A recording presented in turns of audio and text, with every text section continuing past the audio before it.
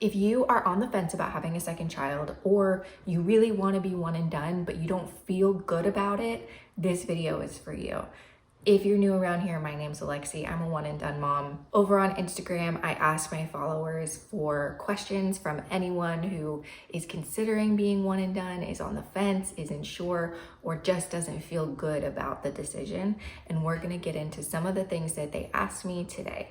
Being one and done is never an easy choice. It comes with a lot of questions. It comes with, am I doing the right thing for my family? Am I doing the right thing for my child? Am I being too selfish by doing this because it's the best thing for me? Or am I one and done and it's not really my choice? And how do I accept that? How do I make peace with that? Those are some of the things that I want to talk about today. So I'm just going to get into the questions that people ask me over on Instagram. And I hope that if you are wondering these same things, that my thoughts and perspectives can help you. The first one that I really want to get into isn't really a question, but she said, trying to come to terms with my husband being one and done, please help. This is really tough when one of you wants more kids and the other one doesn't. I can understand that because my husband and I have both been in that situation. For a long time, I was very one and done, and then it was more he was one and done, and now we're kind of in this situation where I might be open to it if he were open to it, but he's not open to it anymore, so we're completely shutting it down.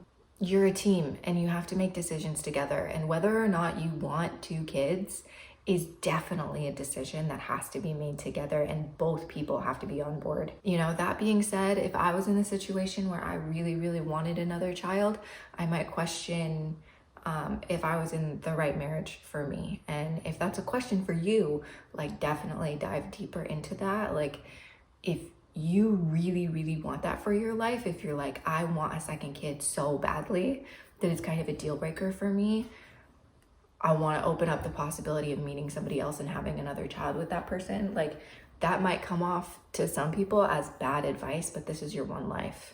And if you want the experience of having 2 children, don't let your spouse stop you from having that experience. That's also to say though, like, if you really love your spouse, you just kind of have to respect that that's what they want. It's a sacrifice either way, right? You are sacrificing the possibility of having another child, or you're sacrificing your marriage so that you can move on and have another child. You just kind of have to ask yourself which one of those roads feels better to you. How do I stop second guessing myself? It's really starting to impact my day-to-day.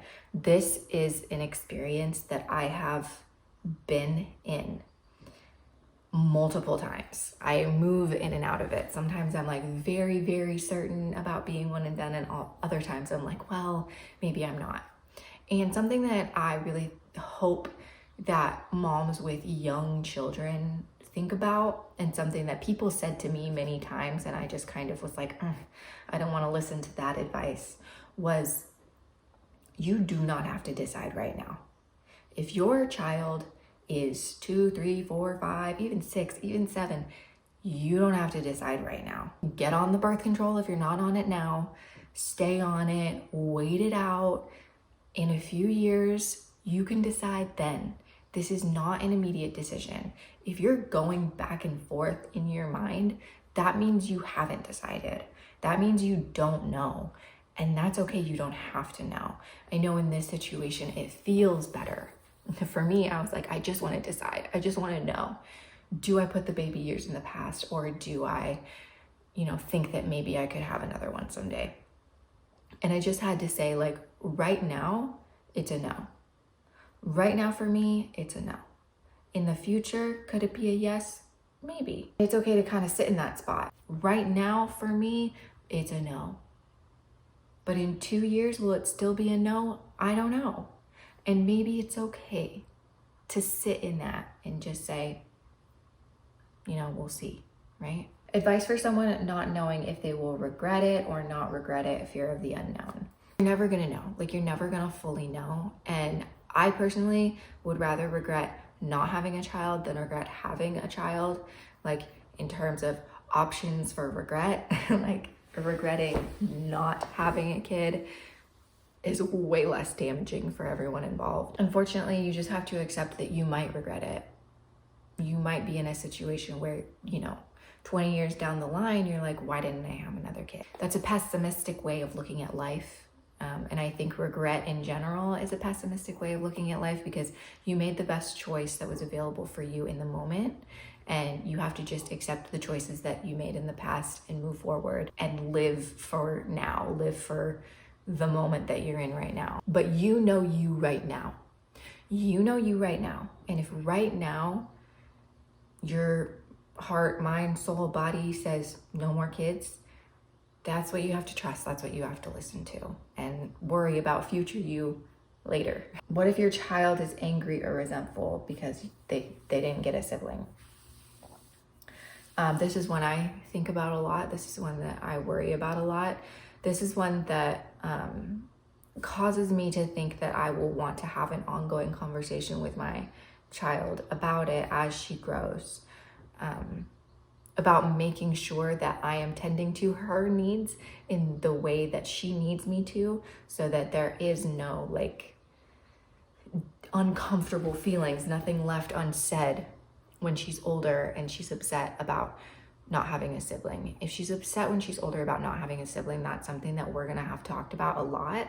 It's going to be part of the conversation in our home. Like, you're an only child. That's what this is. Like, let's talk about it. Let's make sure you're happy. And again, if she comes to me someday and she asks me for a sibling, I want to find a way to meet whatever need that is in a way that isn't necessarily like me making a whole new human so that she can have a human, right? Because a person's not a gift that you give to someone. You don't make a person so that your child can have a sibling. You make a person because you are financially and mentally and emotionally capable of creating a human, and that's what you want to do. And if it's anything other than that, don't be having another kid. Is guilt a sign that I'm doing the wrong thing? No, not at all. I think guilt is something that we bake into motherhood. Motherhood is inherently a guilty feeling thing that we go through because we've been taught to feel guilt when we make decisions in motherhood that are the best thing for us. So if you are making the decision to not have another child because it's the best thing for you and you feel guilty about it, that's some inner work that needs to happen, because society has conditioned you to feel guilty about doing the best thing for you. And I hate that for us, and I feel it too. How to have the conversation about our decision to be one and done with our child.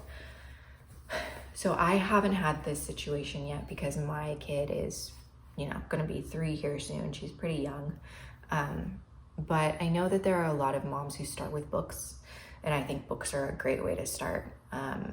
The Parents of One on Instagram, she has a whole reel full of books that she has at home for her kid, teaching him about being an only child. And I think just introducing the idea to them, and they're gonna ask about it, gonna have questions, and I think honesty is always the best policy, even if it's not that pretty. Do you think you would feel differently if you had a boy? I have gender disappointment. I don't know, because I got my girl. I wanted a girl and I got my girl, and I feel so content and happy with that.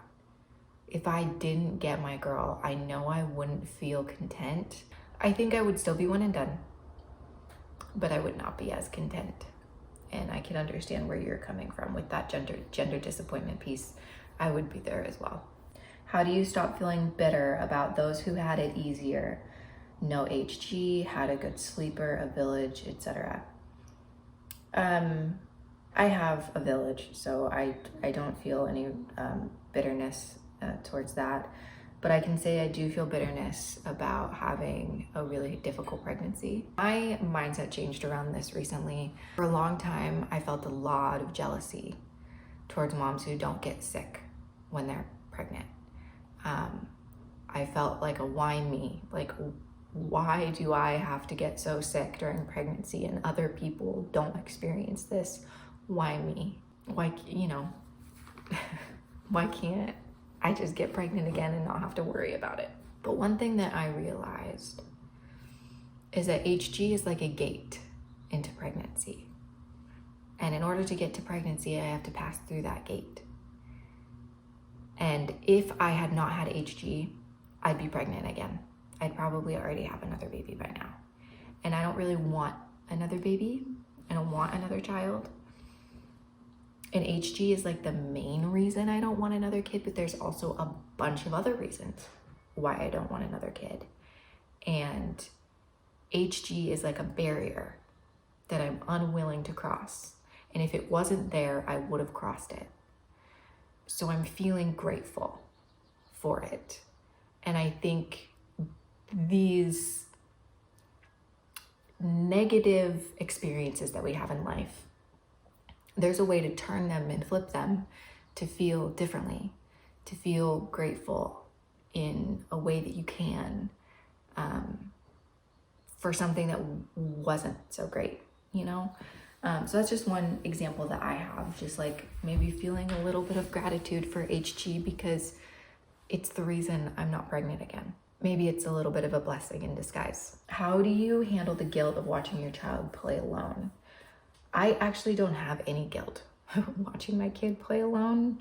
She loves playing alone. And I think if you remove your own perspective, watching your child play alone, they're probably fine. They're probably not that lonely. Like maybe they are sometimes, but you know, independent play is a good thing for kids. And playing alone isn't necessarily a bad thing. And I don't think that's something that you should feel guilty about. I think that they should be playing with other kids. I'm getting my daughter into preschool. We actually just today went and visited the preschool that she's going to be going to. And she found a friend immediately and they were playing and sharing and laughing. And it was amazing. I loved it so much just watching her play with her new little friend. And I realized how simple and easy making friends is at that age, you know? You see another kid and you're friends and you're good to go. So I would say get them around other children as much as you can. We go to church, not because I'm a Christian whatsoever, but because they have a daycare that my girl can spend an hour in with the same kids every week. And that's the way that we kind of like introduced her into a daycare situation so that when she's in preschool, she's like able to make friends and things like that. So there's things that you can do. Feeling guilty is not the answer though. Did you have postpartum depression or postpartum anxiety? And if so, what helped in your recovery? I did have postpartum depression. I didn't realize it in the moment. But looking back, there were signs, and I just didn't have anyone around me to really recognize what was happening. I didn't know how to ask for help. I didn't know how to tell people I needed help. I was drowning and drowning very much alone. The only thing that helped me, time helped me. Making my one and done account. I started it around the time my daughter was 1. God, I'm sorry. My period's gonna start like today or tomorrow. I'm really emotional. But finding other women who felt the way I did that made me feel less alone helped a lot. I felt crazy. I felt like the only person in the world who didn't want another baby. And then I discovered all these one and done accounts and I said, oh my God, I need to make my own. I need to cultivate this community for myself, and it's the best thing I ever did. I really think that declaring to myself that I was one and done and becoming part of this one and done community and finding other moms who felt the same saved me. Exercise also. Exercise. For sure. In any situation, especially as a mother, you've got to be working out. How do you know you're making the right decision? This is the one that we will end on. I made a little video about this morning on my Instagram, but I don't think you can ever make the right decision. You can make the decision that you make, and then you make lemons out of lemonade. Then you make lemonade out of lemons, and you work with the decision that you have made. I don't think there's any such thing as a right decision in life. And the choice that you make, you just have to own that choice. You have to make the decision that you can make right now with the information available to you, and just trust yourself. Trust your own knowing, and know that the choice that you are making, whether you choose to have another one or you don't, is the best thing for you, your family, and the child that you already have. And you can't really make the wrong decision. If they have a sibling, that'll be their life. If they don't have a sibling, that'll be their life. And either way, hopefully you are doing the thing that you want to do for your life. So I'm gonna end it there. If you guys have any further questions, I'd love to talk about this down in the comments. I'm sitting in a place right now where I feel like I'm back on the fence. I think it's because I'm facing this tube removal this month, and maybe realizing that I might not be ready, and that's just the honest truth coming from me. I don't think I want another baby, but I don't think I'm ready to like close the door. You know, I might want to leave it open for a couple more years to see if anything changes when my daughter's a little bit older. I don't think that anything will. I don't think that I will change my mind, but maybe an IUD is better for me in this situation. I don't want to close the door 100%. You know, I'm like 80%, and that 20% is something that I need to listen to. And if you're in that place, don't make any rash decisions, and just wait it out is the best advice that I have. So